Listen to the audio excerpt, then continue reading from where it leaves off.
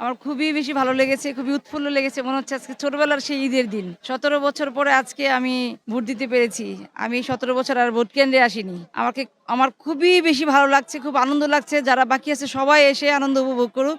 আমি চাচ্ছি বাংলাদেশে যে কেউ কোনো নারী বা পুরুষ যেন ঘরে না থাকে, আছে সবাই এসে ভোটটা দিয়ে যায়। উৎফুল্ল ছিলাম, সেই আনন্দের মতো লাগছে আমাকে। আমি সারারাত্র ঘুমাইনি।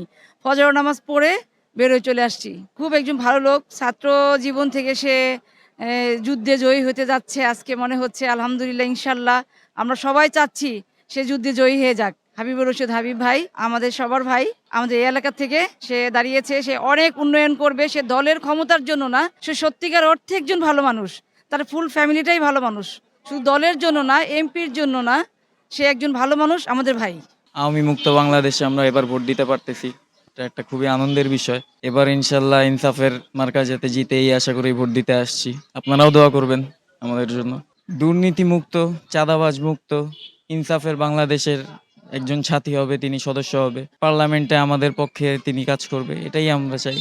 আমাদের এলাকার উন্নয়ন হোক। আচ্ছা, আলহামদুলিল্লাহ। দেখেন, আজকে প্রায় দীর্ঘ 18 থেকে 20 বছর পর মিডিয়ার দিকে দেখলে বা বিভিন্ন জায়গায় আমরা ভোটারদের মাঝে যে পরিমাণ উদ্দীপনা দেখতেছি, আনন্দ দেখতেছি, তাতে মনে হয় এতদিন আমাদের ভোট দেওয়ার অবস্থাটা রুদ্ধদ্বার হয়েছিল।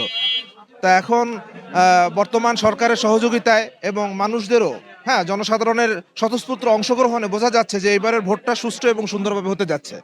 আর আমরাও ভোট দিতে এসে এরকম সুন্দর লাইনে দাঁড়ায় ধৈর্যশীলতার পরিচয় দিয়ে আমরাও এক প্রকার আনন্দ অনুভব করছি। তা এখন আমাদের মনেরই একটা প্রত্যাশা যে আমাদের মনে যার যে ধরনের কাঙ্ক্ষিত প্রার্থী আছে, যার মাধ্যমে দেশ এবং দশের বা এলাকার সঠিক উন্নয়ন হবে, আমরা তাকে ইনশাল্লাহ নির্বাচিত করব।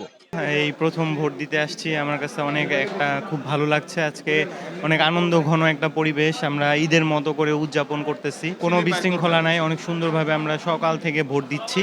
আলহামদুলিল্লাহ, খুবই ভালো লাগতেছে, খুবই চমৎকার একটা অনুভূতি।